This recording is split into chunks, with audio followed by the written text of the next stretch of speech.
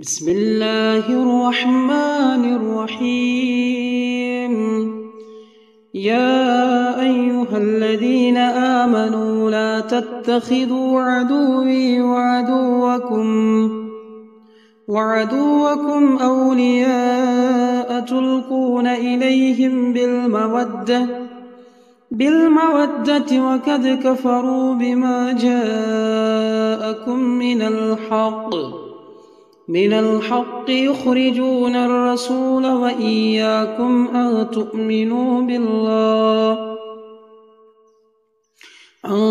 تؤمنوا بالله ربكم إن كنتم خرجتم جهادا في سبيلي وابتغاء مرضاتي تسرون إليهم بالمودة وأنا أعلم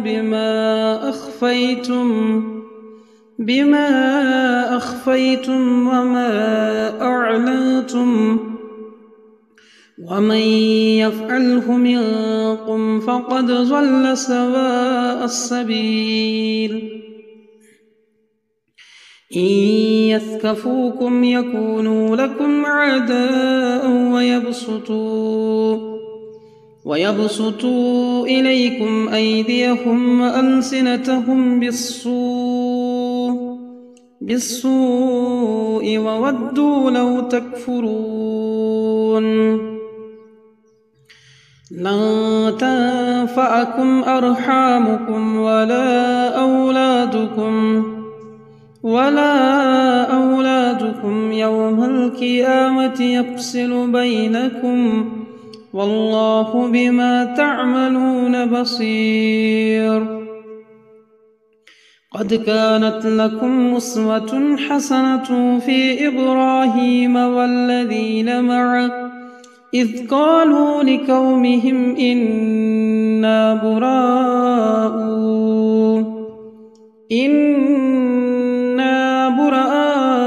منكم ومما تعبدون من دون الله كفرنا بكم وبدا بيننا وبينكم العداوة والبغضاء أبدا حتى تؤمنوا بالله وحده إلا قول إبراهيم لأبيه لأستغفرن لك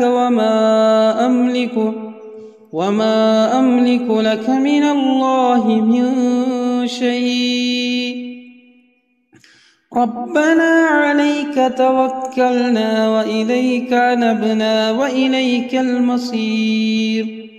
ربنا لا تجعلنا فتنة للذين كفروا واغفر لنا ربنا إنك أنت العزيز الحكيم. لقد كان لكم فيهم أسوة حسنة لمن كان يرجو الله واليوم الآخر ومن يتول فإن الله هو الغني الحميد. عسى الله أن يجعل بينكم وبين الذين عاديتم منهم مودة والله قدير والله غفور رحيم. لا ينهاكم الله عن الذين لم يقاتلوكم في الدين ولم يخرجوكم من دياركم أن تبروهم وتقسطوا إليهم إن الله يحب المقسطين.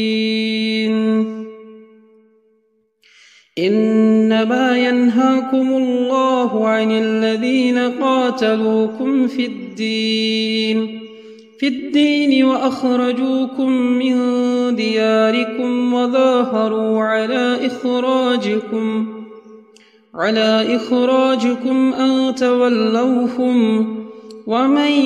يتولهم فأولئك هم الظالمون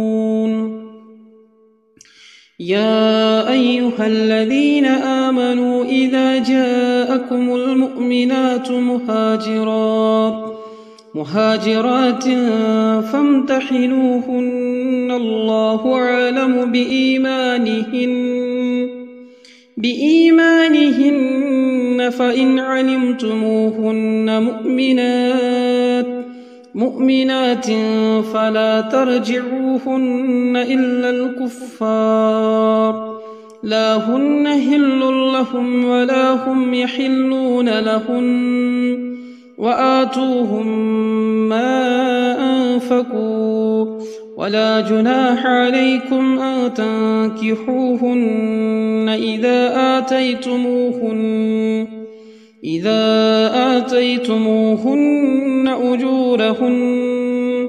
ولا تمسكوا بإصم الكوافر واسألوا ما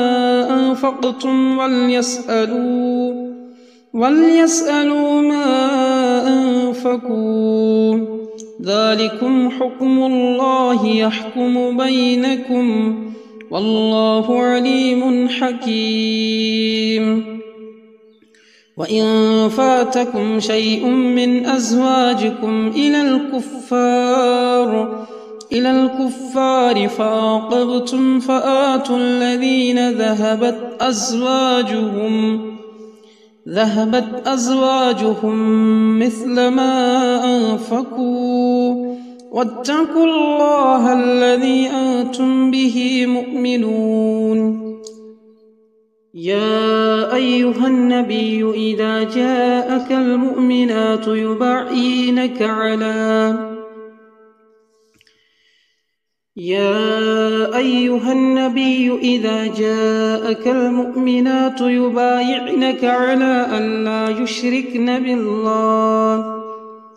أن لا يشركن بالله شيئا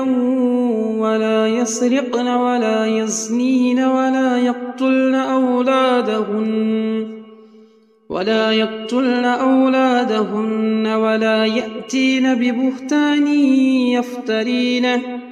يفترينه بين أيديهن وأرجلهن ولا يأسينك في معروف فبايعهن واستغفر لهن الله إن الله غفور رحيم يا أيها الذين آمنوا لا تتولوا قوما غضب الله عليهم